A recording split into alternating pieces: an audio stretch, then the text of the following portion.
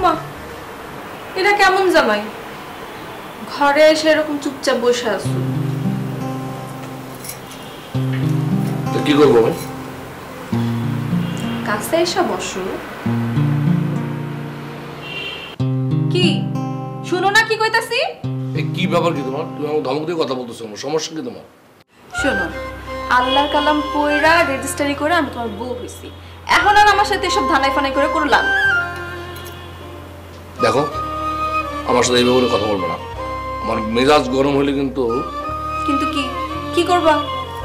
কও, করবা কি? সেদিনের মতো সত্যি সত্যি মারবো। তাই না? এত সোজা না। ওই দিন ছিলাম চাস্তো বোন, আর এখন বউ। আমিও না তোমারে সহজে ছাড়বো না, বুঝছো?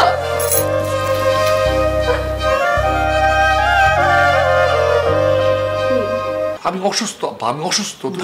না রে বাবা, তোর কিছু হয় না। আমার অনেক কিছু হয়েছে আব্বা। তুমি কেন বোঝো না আব্বা? আমি একটা পুরুষ, অথচ কোনো একটা মেয়ের সঙ্গে কথা বলতে আমার ভালো লাগে না। কোনো একটা মেয়ের সঙ্গে মানে আমার অসহ্য লাগে। আমার রাগে শরীর কিটকিট করে। কেন কেন এমন হয়? একটা মানুষের তো একটা পুরুষ মানুষের তো হওয়ার কথা না, কিন্তু আমার আমি আমার কাছে মনে হয় আব্বা আমি সিক। আমি সিক আব্বা, আমি অসুস্থ, আমি পাগল হয়ে যাবো আব্বা। আমি কেন এমন হইলাম? না রে আব্বা, কিছু হয় না। এই আর টেনশনের কোনো কারণ নাই।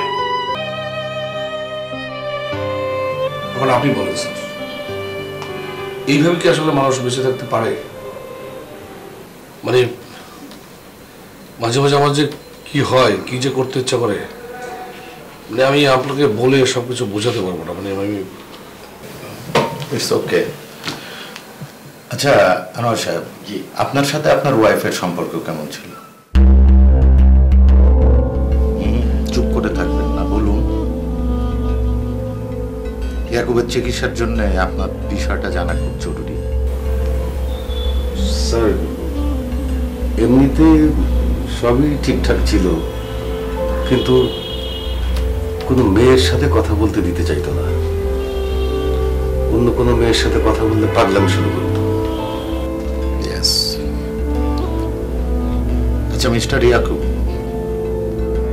আপনার আম্মাকে কোনো মেয়ের সাথে কথা বলতে দেখলে মাইন্ড করতো অথবা বকা দিত? হ্যাঁ, ছোটবেলা থেকে মা সবসময় বলতো যে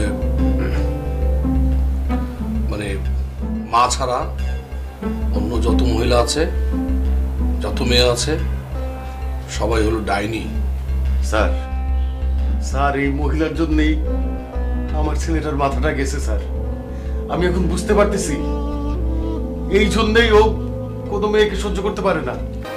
এখনো রাগ কমলে? রাগ আছে? আমি খুব ভালো করেই জানি রাগ কেমনে কমাইতে হয়। ফিলিংস আছে নাকি নাই?